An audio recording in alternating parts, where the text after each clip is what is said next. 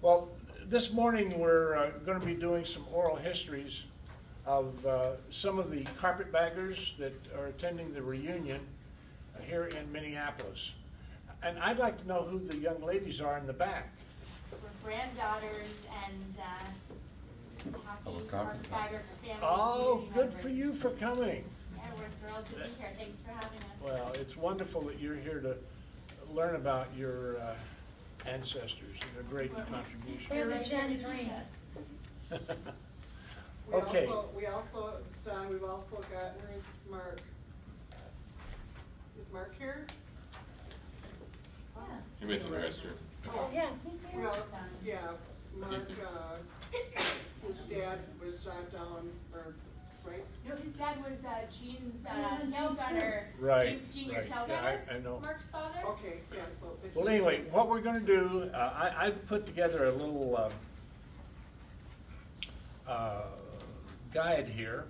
And Bob Holmstrom, would you answer number 1 on there? My name is Robert Holmstrom. I was born in Knife River, Minnesota, Two Harbors. It's just 25 miles north of Duluth, right on the lake, so Lake Superior. And I would flown down at the St. Paul Airport a couple times. The first time I flew down there was in a Ford Tri-Motor. I was about 9.5 years old, and they had flights over St. Paul and Minneapolis for $10. And I had saved enough by selling papers and helping people and shoveling sidewalks. And I got the $10 and I went for that ride. And then right about there I decided, hey, I'd like to fly someday. That's great. Gene. Yes. Answer that first group. Okay. My name is Eugene Polinsky.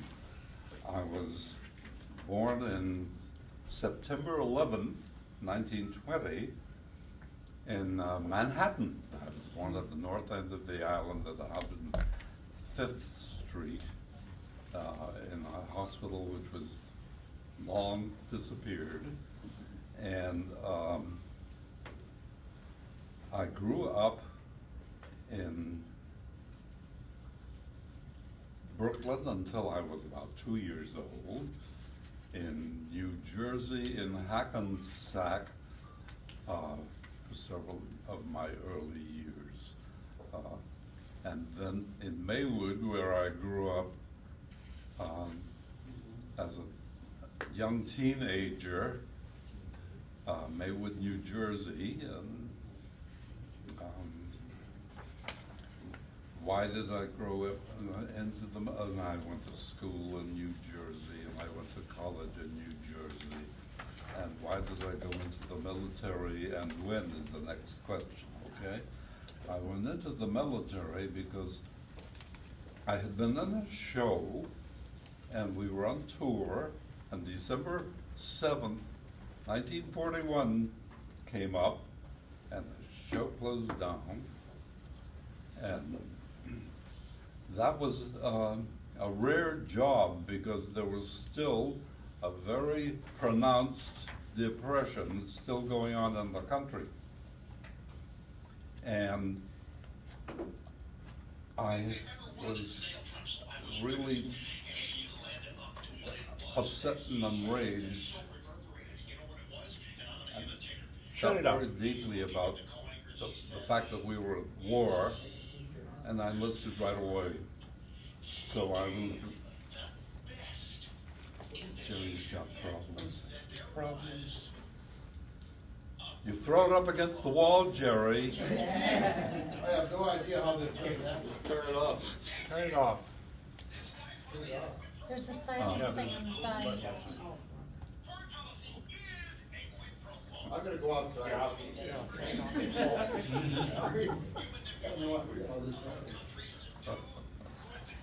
So I enlisted right away, and beginning of February '42, and I was.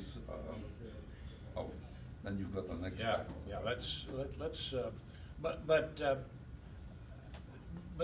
between high school and going in the military, you were doing these theater work? Between high school and going into the military, I went to college, and then tried to get a job, and I got whatever I could get, and I was so lucky and thrilled to get this job, and heck, I was on stage and I was singing, and that's where I met Shelley Winters, and she was a showgirl, and she was beautiful way back then. And that's the show that shut down. She was a brilliant girl. She was a real brain, a Hunter College graduate, which meant that she was very, very smart. And I think it was her brains and her beauty that got her that job. And there were other people, interesting people in that theater group. I never lost touch with them. One of them became the producer, Ruth Mitchell, for Harold Prince on his shows. And I'm rambling. Oh, that's sorry. That's a great story. So that's the kind of thing we need to do. How did she not end up as a Polinsky? No, she didn't do that. I didn't see her really again for years. We're going to get to his after military at the end of this. So, but no X-rated stuff now. This is all going to be clean. Family. Oh, shucks. Bob, where were you inducted into the military? I got from Fort Snelling.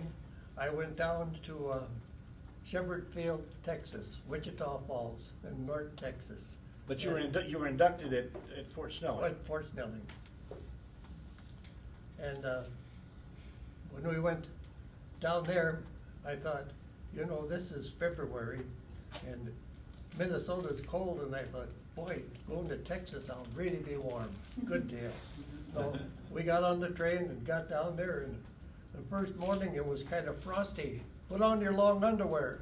But about 10:30, 11 o'clock, you took it off because it got so warm after doing all the PT work and stuff like that. And that was the start of my basic. And then additional training, I was sent down to El Paso, Texas. And then... That was Biggs Air Force Base, right? Yes, it was. What did you do at Biggs Air Force Base? Well, they started teaching us, I was supposed to be a fighter pilot, but President Roosevelt in the latter part of March, April, he canceled all pilot training classes. They had enough expendable pilots, they said, to finish the war. So they didn't need us anymore. That's where we got, I believe, we got involved with the OSS. We weren't told exactly what we were doing, but we were doing some different kind of training. The basic training was kind of put to the side, and we started to take apart 50 caliber machine guns when we could see.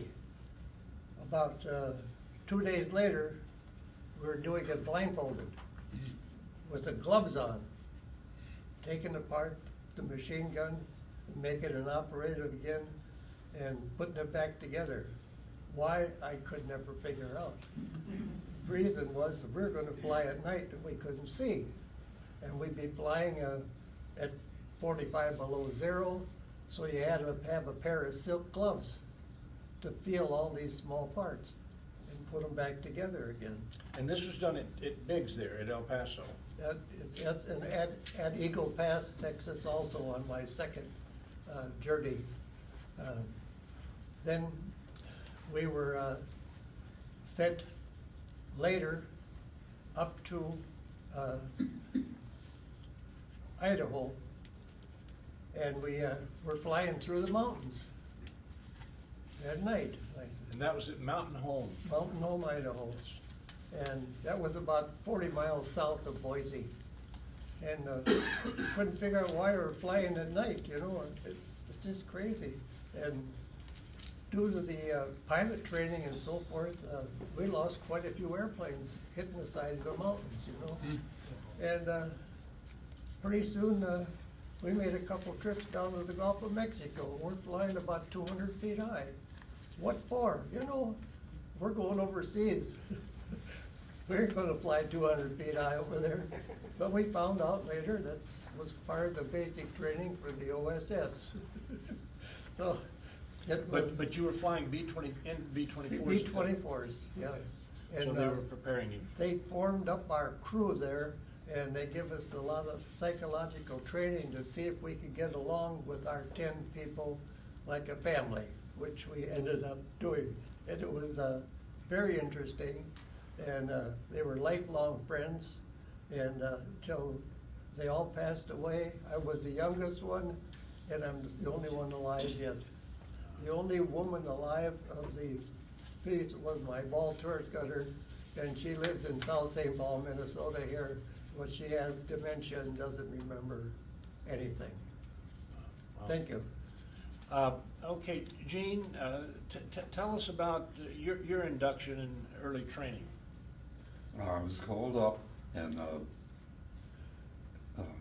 in the fall of '42, and was loaded on a train one night, and luckily one of my school chums, a neighbor, was also on the train, so we thought this was really different and interesting, and we were in it. The train took us into the deepest, rainiest, coldest Tennessee and marched us in the rain from the train to a big barracks, which was empty except for us recruits. And we were given a blanket and some bologna, and I don't even remember a mattress, sorry. After that, we were very glad to get away from there. Was that in Nashville? Approximately Nashville. Outside Nashville. I'm not sure exactly. Then we were shipped out to California, and I was told to stay away from those guys because they were washouts and they were disillusioned already, and we were brand new, so we weren't going to mix with them, which of course the opposite happened. And then from there, I went to pilot training too. But I went to pilot training up in the San Joaquin Valley in the winter, and the San Joaquin Valley in the winter is no place to train because it sucks in every single day. I didn't know that. I was happy as a clam. And you had to learn how to fly in 8.5 hours. So I was well trained and I learned how to fly in 8.5 hours. Okay, time to solo. Sucked in. Next day, sucked in. Okay, 9.5 hours, sucked in. 11. I kept being sucked in until finally they said, this is it. And they put me up on a plane and said, you must be scared of this whole business. And they put me up on and these trainers, you sit one in front, one in back, okay?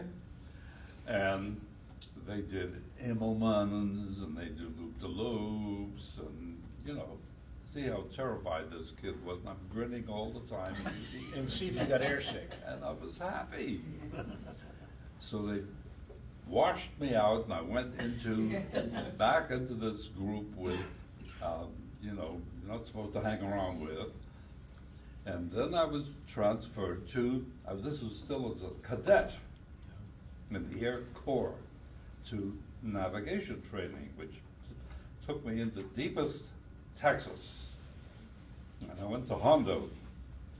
Hondo, Texas is pretty deep. And in Hondo, I learned how to take a toothbrush to polish the radiator pipe and the water pipe underneath the bed. I learned how to make a bed if you dropped A quarter on it, not good enough. You dropped a dime on the blanket and the bounce, then it was fine.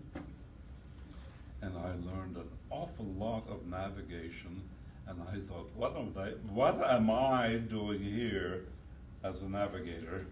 Because I'm theater, I'm actor. I don't mess with these details, and I had to work 10 times harder than anybody else. But I bet you learned how to clean toilets with the toothbrush I was too. good at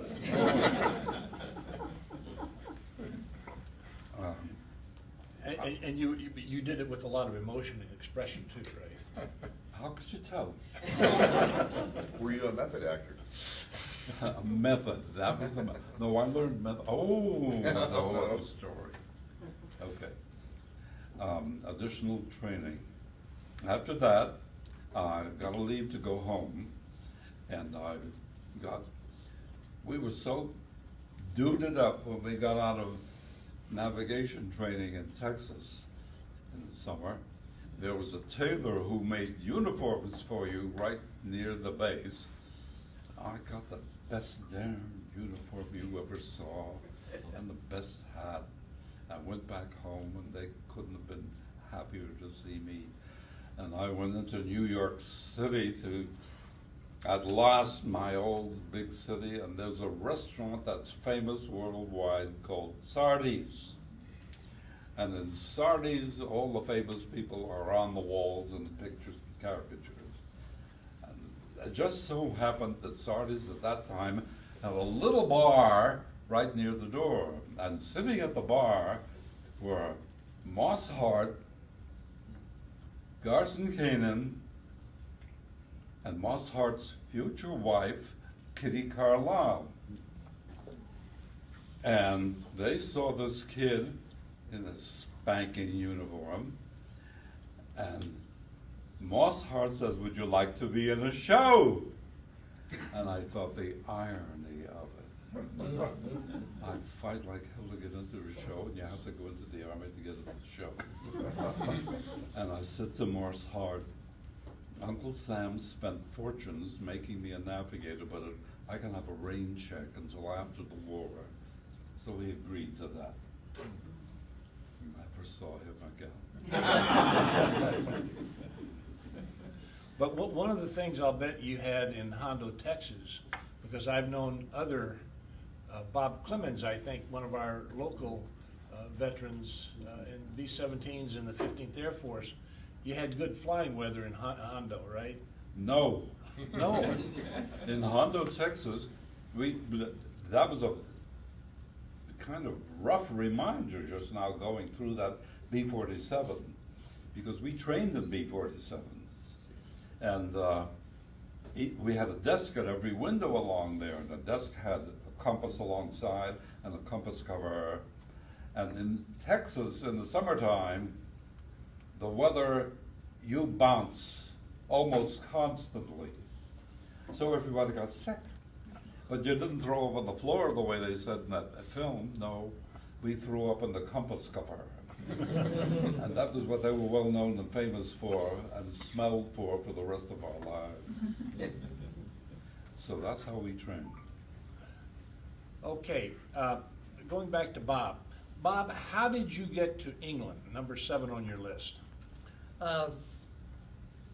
When first we went to Kansas City from Idaho, and we were to pick up a brand new airplane and fly over to England, but they didn't have one ready. So they sent us to Fort Patrick Henry on the East Coast. And we were isolated there. Everybody was kept track of. Each crew was in a separate barracks. And we heard we're going to go by ship. So we went and trained to Boston and got on the Ile-de-France. That was the second largest passenger ship below the Queen Mary at that time. And we had about 6,000 people on that ship. At that time, my group, the OSS, which I didn't know I was on yet. We were put up on the sun deck, and we were all officers of the day and keep track of the men at night so they didn't get up on deck and light a cigarette with our convoy, which consisted of about 20 ships in a group with destroyers and one battleship. And it took about 10 days to get to England from the North Atlantic, because it was rough. The waves are so high they come up as far as the sun deck at night, and you just couldn't walk out there at all. If you tried, you might get washed overboard. But I bet you the food was good, wasn't it? The food was by the British people, and it was terrible. we lived on Hershey bars and fruit when we could get it, and the rest of the trip was, it seemed like forever. And when we got over to Scotland, that's where we landed, on the Firth of Clyde, the River Clyde, and they pulled the submarine nets back, and we come in to the harbor, and unbeknownst to us, a German submarine come in the same time. So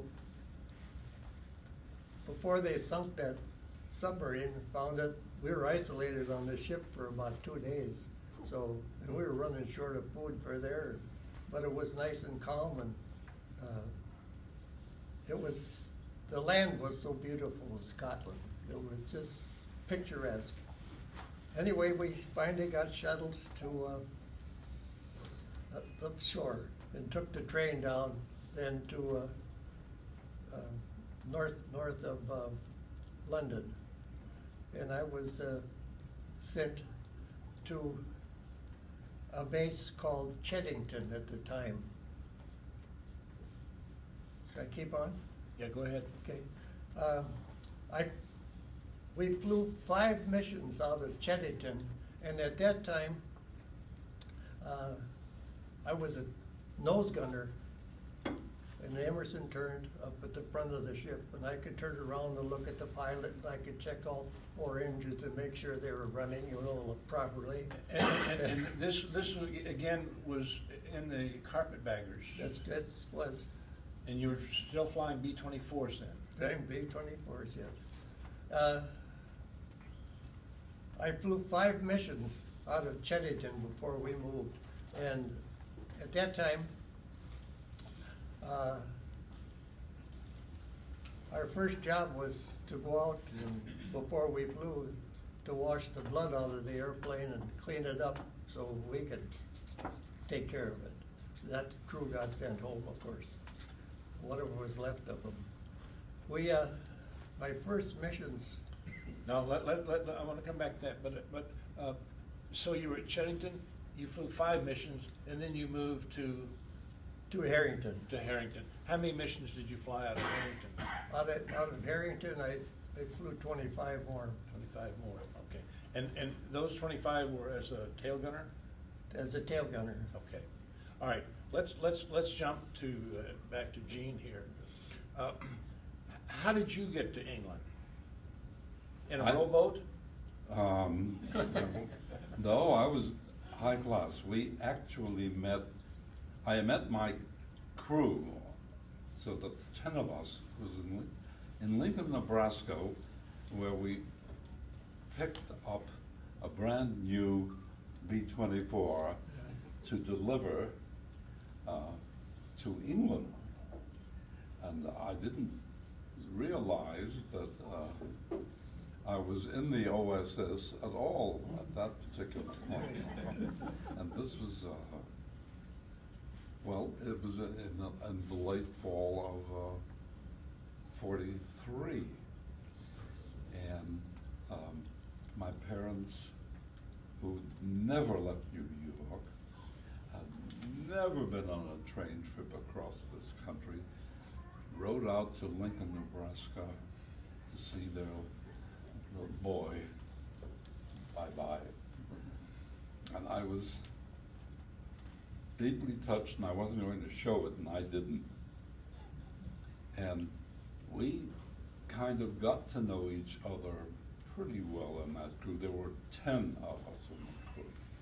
And every single man on the crew was from a different state. I enjoyed that. And I was very pleased with our pilot because he looked like a really solid guy. And after that, we took that brand new B-24. We went to Alamogordo for night training. And again, like you, I didn't know what the night training was about. Of course, it just said, well, that's a normal thing you do.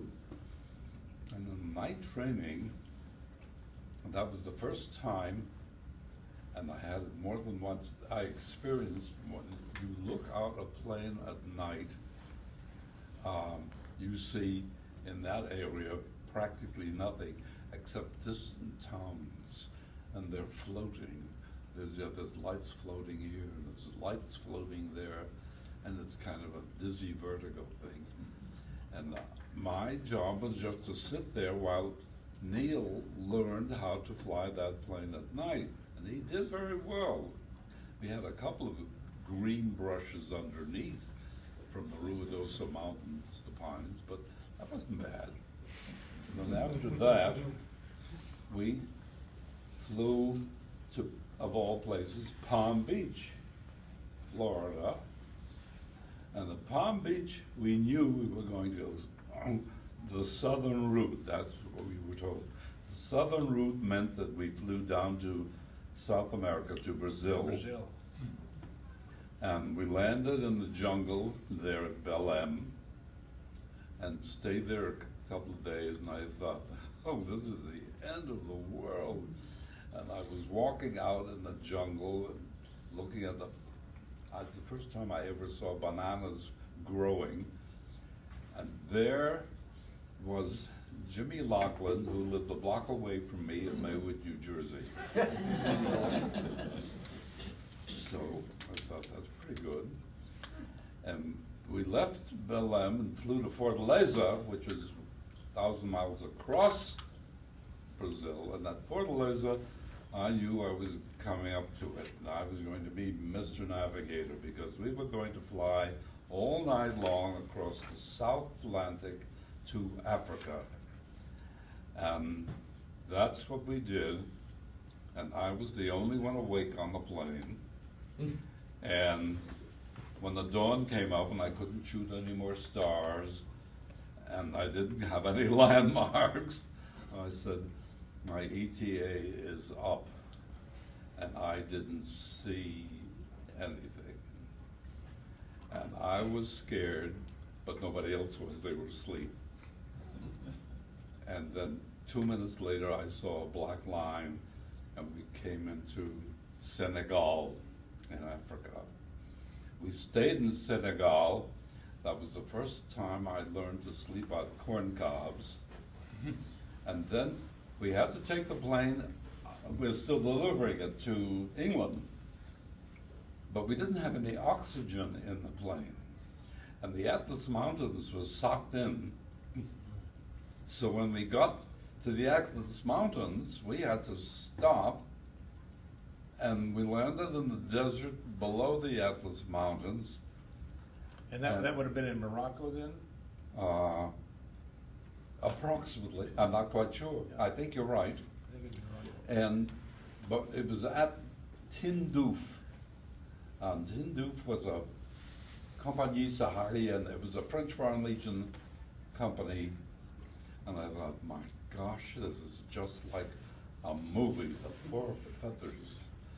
And I went up into the fort, and yes, it was shot at that particular place, and they wouldn't put us up. So we all had to sleep in our plane, in our sheepskin, heavy altitude materials. And the next day we ended over the mountains into Marrakesh, and I was the translator because I could speak French, and we wandered around town, and I met a classmate from my school. So from there, They said, they directed us. I do want to ask what. I'm getting to England. Were you flying by yourself, just one plane? or- One plane.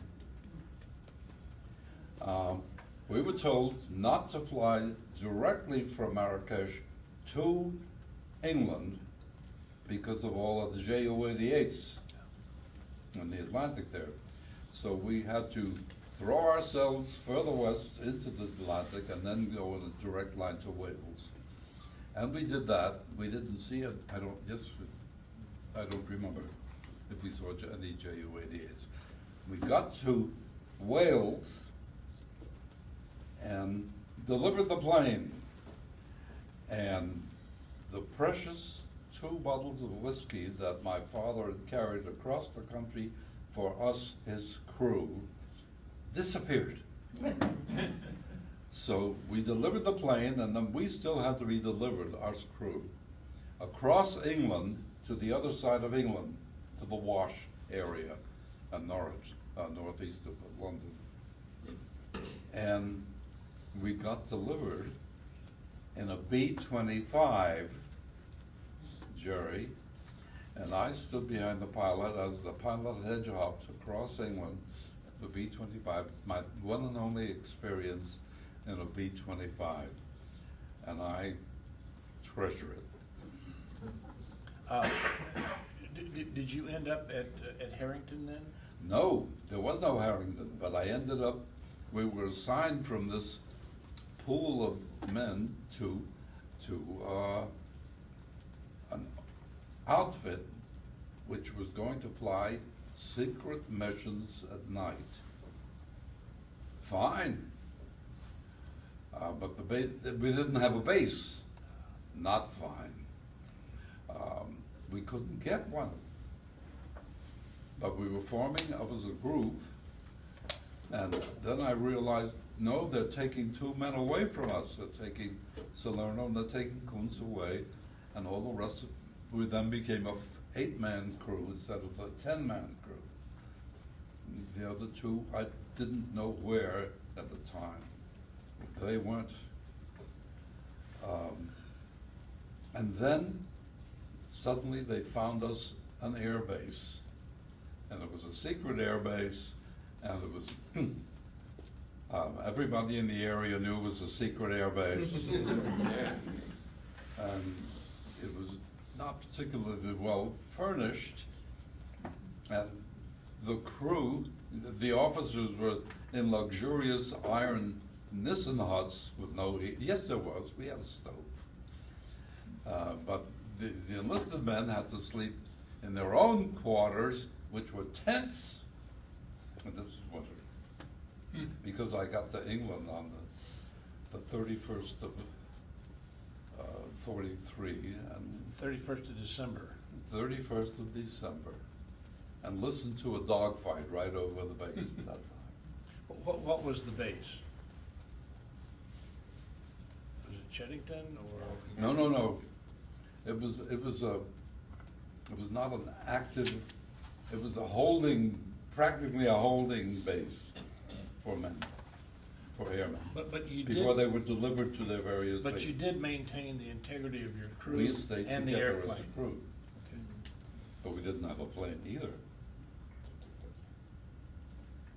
Say So we were Alphabet? delivered as a crew, eventually to a place called Harrington.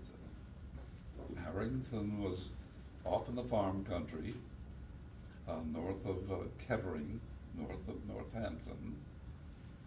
And Harrington is still there. I was there,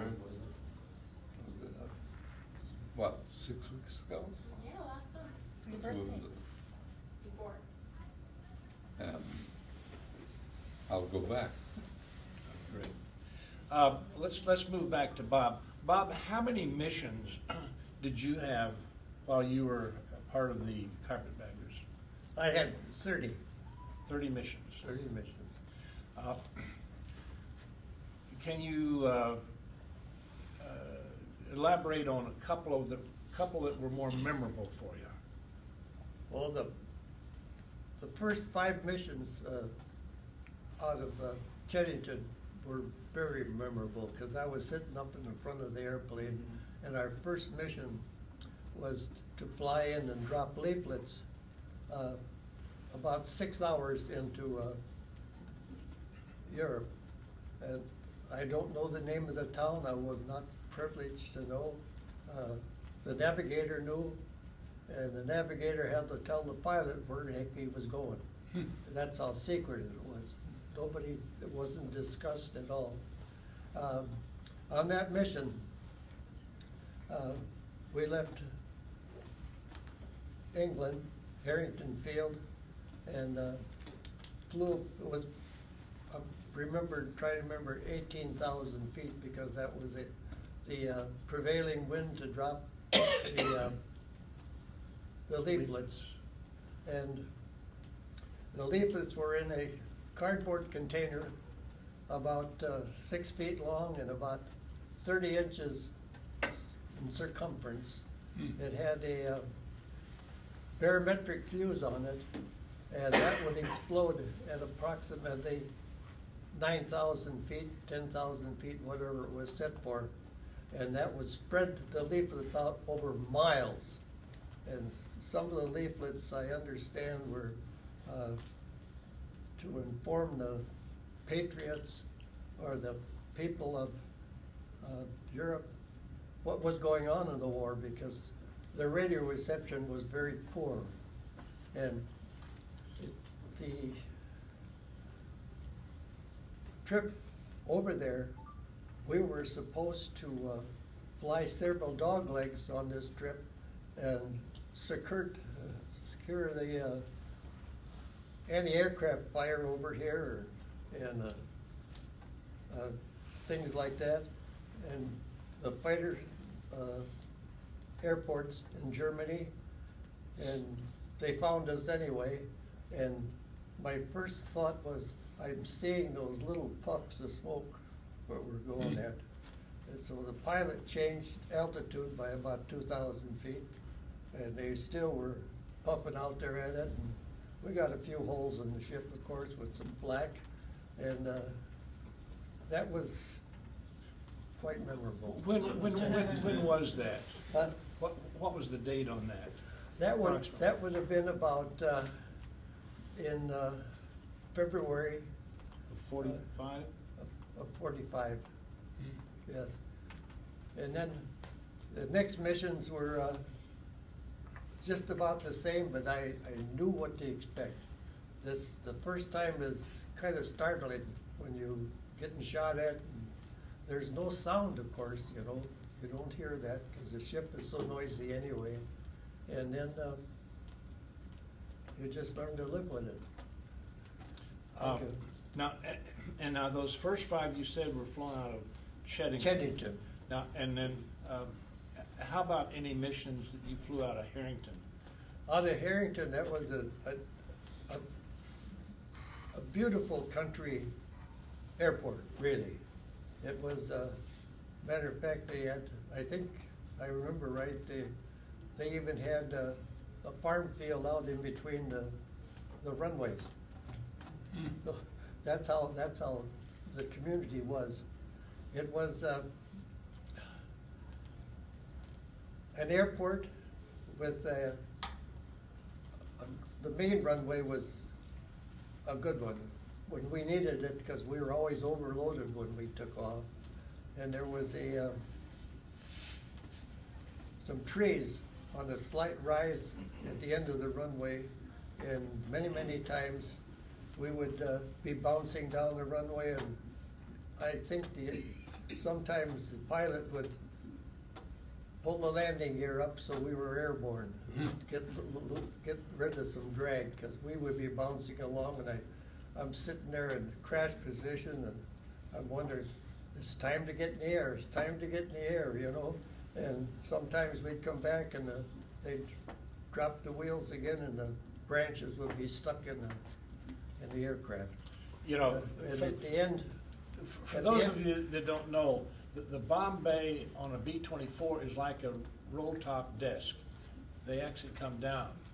And when Bob talks about coming back and finding trees, it's because they were so low that when they closed the bomb bay, they closed it and caught trees inside the Bombay doors closing.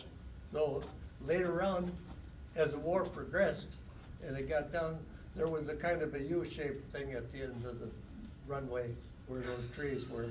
And it was such a strange thing. In St. Paul here, at the St. John's Hospital one day, I was visiting some veterans because I do volunteer work. And I'm sitting outside there and I see this guy and he's got an engineer emblem on his coat. And I said to him, "Where were you?" I said, "Were you in World War II?"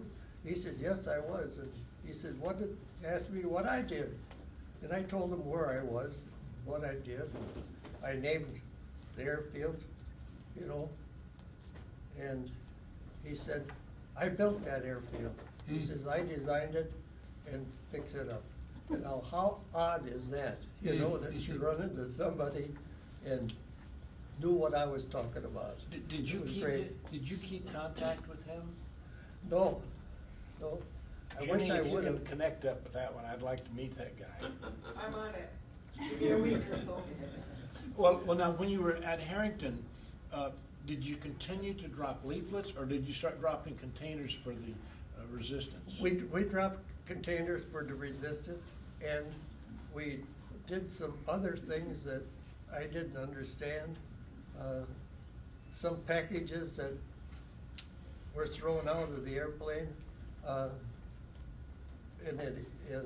with a barometric fuse again, at 500 feet, and dropped to the Patriots. As far as I know, some packages, they told me later, had diamonds, and some had old jewelry, necklaces, wristwatches, rings and stuff like that, so the Patriots could barter for food maybe, or a favor from the Germans or whatever. And then I think you had one mission with pigeons. Why don't you tell that story? I had two different missions with pigeons, and one of them was down the Danview River, and the pigeons were in a oatmeal, Quaker Oats type box or carton, you know, where you get your oatmeal in. And they had 3 days of food for the carrier pigeons, and they had the capsules in there and a pencil, and so they could, Patriots could put in their grocery order or whatever they needed, and that had a small parachute on the carton, and with another barometric fuse, and it would explode at 100 feet from the ground. So the pigeon would land safe, had food for 3 days in there, so the Patriots had time to go pick them up in case they had some problems. And then that carrier pigeon would fly back to London, to my main base, which was 3 stories underground in London. And they would decipher all that stuff, and maybe it would be a week or 10 days, and we'd deliver what they ordered. Just like you go into the supermarket, if they needed shoes or clothes or jackets or socks or whatever they need, medicine, sometimes a radio. We dropped them hand grenades, throwaway pistols, dynamite to blow up railroad tracks, gasoline, and bicycles, anything to help them get along. Because those people lived in the mountains. They never lived in town or nothing. These were ordinary citizens. If they would have stayed in town, the Germans would have had them in the German army. But they chose to live there and harass the Germans the best they could. And just a word of clarification for those of you that don't know.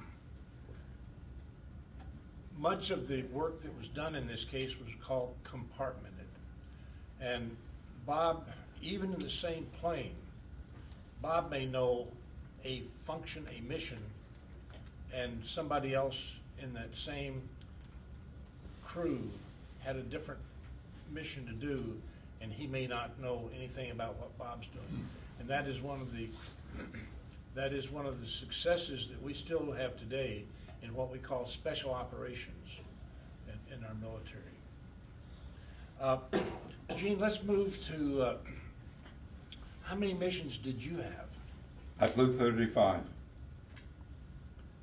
Were they all out of Harrington then?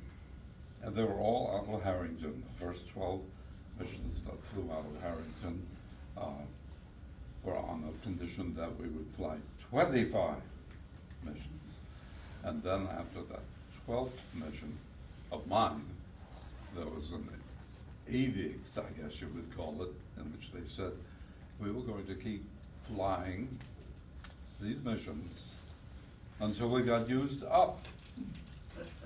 And that did not impress us very well. So there was the equivalent of what you might call a strike, and everybody went haywire for a day. And the management finally said, okay, 35. So that's how I flew 35. Where were your missions flown? Most of my missions were flown in France and in Belgium. I flew some missions to Norway, but yes, those are where my missions were flown. There was a Carpetbagger operation out of Italy, which flew missions as well. They flew in a different area. And those were assigned to the 15th Air Force? 15th. Yes. Okay. What were some of the memorable missions that you could tell our I can tell you about 3 memorable ones, but as I said to poor Jenny last night, that's a terrible question to ask an outfit in which we were told not to remember anything. We were told to be secret for 50 years. We were told to forget whatever we did. We were told do not talk to other crews. Among crew members, as Bob says, one crew member did this. I had my job, which was navigation, which was to get us to a point and get us back. And I had it under very interesting conditions. Pilot's job was also to do that. Most of our operation, though, was not to get noticed. If we were noticed, we also dropped, this was early, and from March in 44 and through the summer of 44, we dropped leaflets, we dropped armbands, and I snagged some of them, and they're decorating a wall in my house to this day. And but we didn't know, I didn't know, as the navigator, I knew we had to, my job was to get us there. I didn't know what we were carrying. I didn't know I knew the actual name of the destination. These were all the secret names. And I would get us there and get us back.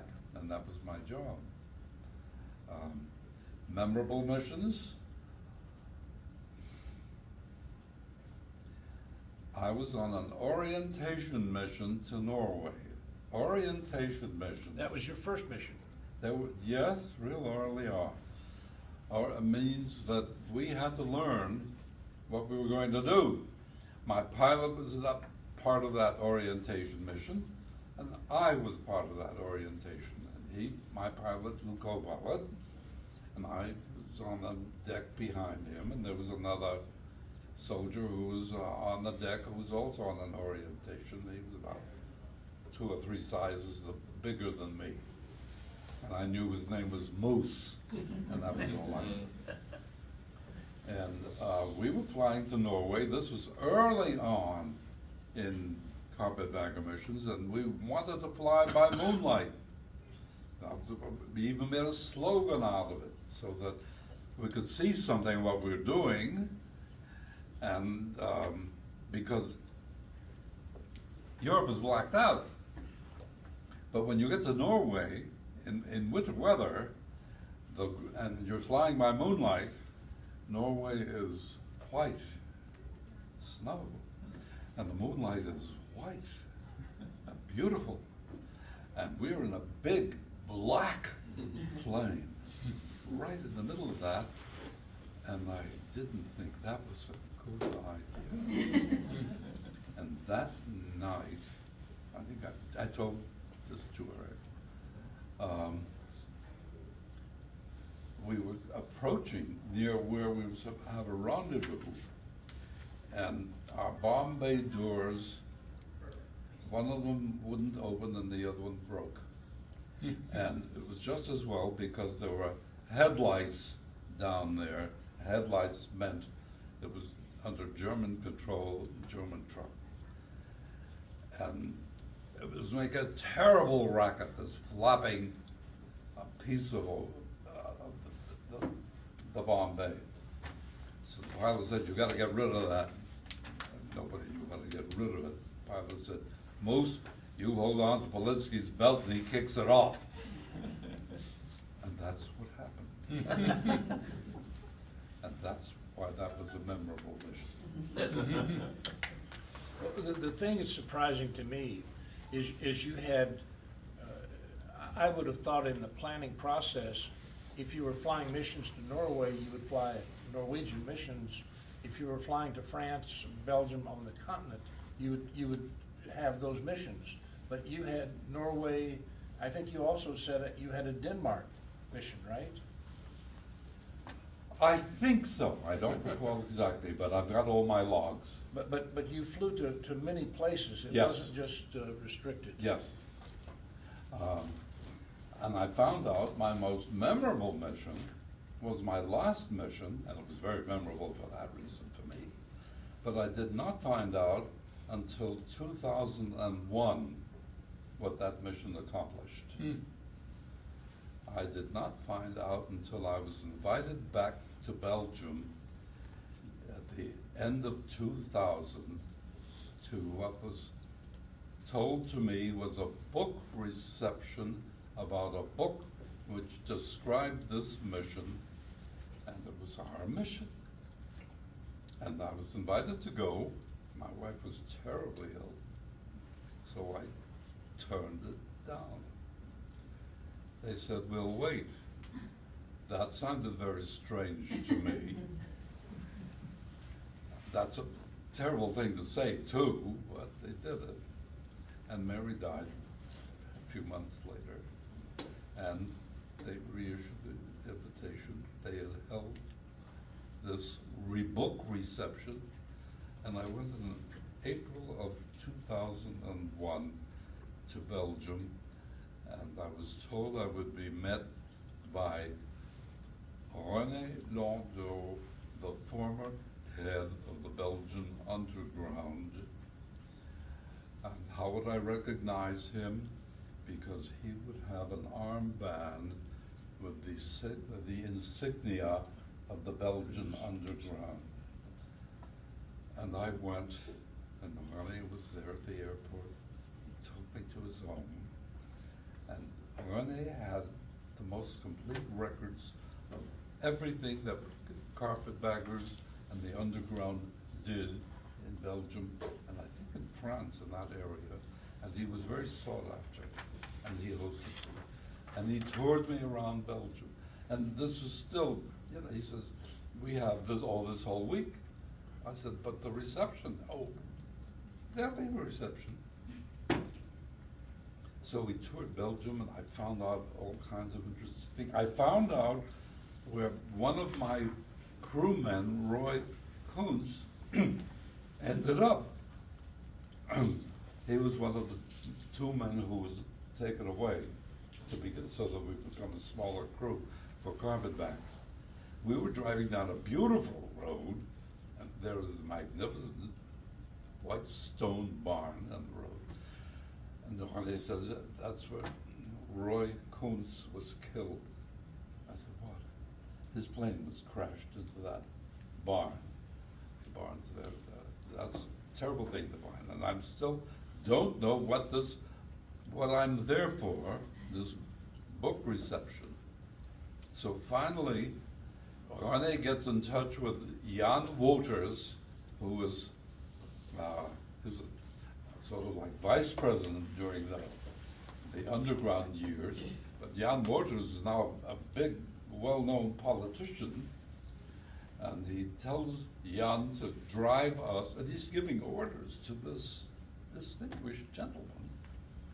When we go to this place, and there are more politicians, and there's local gentry, there was the Count, whose property this was, and there were literati, and there were people from the underground from 60 years before who were there and who hadn't been back. They saw each other for the first time. And I am thrilled to be in this surrounding. And I thought, okay, what were they waiting for? Well, they were waiting for me. I was the only one left from our crew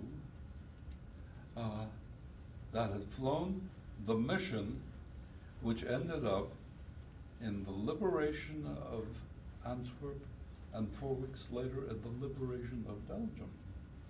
So it was a very significant mission, and this mission was the complete brainstorm of one of the greatest men who's ever lived, as far as I'm concerned, General William J. Donovan.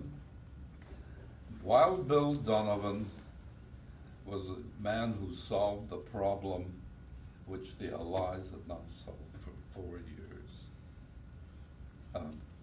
General Eisenhower needed Antwerp for a base for pushing the war into Germany.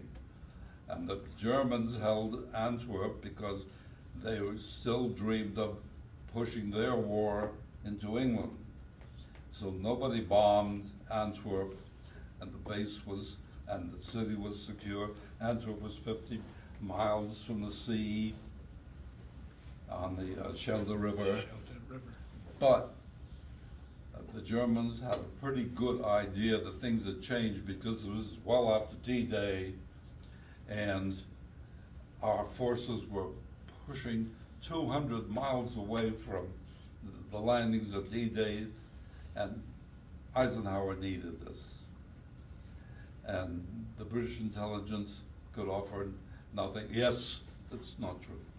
Lord Montgomery offered what turned out to be Market Garden. Lord Montgomery offered, you don't need to invade this way. You get 100,000 paratroopers, take them past this and pursue the war. And that, Eisenhower was kind enough to allow him to go through with that, but he said, I need Antwerp. And Donovan said, to get Antwerp, you get my carpetbaggers to carry limpet mines, magnetic mines, to the underground in the occupied countries, to the underground in Belgium, there. They will get into the water and sink all those trash ships which are lining the harbor because the Germans were going to use them to destroy the harbor. And they'll sink them in place, and Antwerp's harbor will be clear, and that you will go on. And the British said, this is not an operation. This is not something you can do. Nothing's under our control. And they essentially Donovan said, if you got a better idea. So they had to try it. And they tried it, and the plane got shot down. And they tried it again and again. 3 planes were shot down before ours was the 4th attempt, and we succeeded. And I don't know what was the name of the mission? Did it have? How do you mean the name of the mission? A lot of the missions had They specific each had names. okay. This was known in that time as Osric 82. Osric, O-S-R-I-C 82. That was it. That was the pinpoint. And I had to get us from Harrington to Osric and back home. And I did, and I didn't know 2001, what we did. But the Belgians knew, and when I was there, they all made, I have a video, they all made speeches. It was incredible. I didn't know what they were talking about. It didn't make sense to me that this would do, you know. What was I doing in the middle of all this? Well, we're reaching a time that we're actually over time here, and I want to keep Jenny's as before she whips me. That we've got to move on. The purpose of the meeting today, and I appreciate all of you for coming. I appreciate these wonderful people that did such secret things. At the dinner last night, I mentioned when I first put the Carpetbagger program together in the late 1990s. And Rob, if you can find that CD, I'd like to make a couple of copies. And Jenny, you tell me who we need to give those to for the archives. I think you said your dad had a copy of the tape, but we've now transferred all those to CDs. And we'd like for that to go into the archives, because the story that Gene just related, so much of what the Carpetbaggers did, and when I put on that program in the 1990s, I almost had to give a pint of blood to each of the veterans that they wouldn't be caught put in prison by the FBI for telling their stories. But there's so much of this story that hasn't been told. The sad part, there's so much of it that will never be told. Because of, we've lost so many of these veterans. And what you've done today is special. But I actually have one question that we want to do quickly. Did you ever get involved in any USO shows while you were over there, since you were in theatrics? I wouldn't say I was involved in. I got up. Well, I got good and drunk in London, and I got up and I sang. Yes. Well, listen. You've got lunch to go to. Thank these great gentlemen for being here.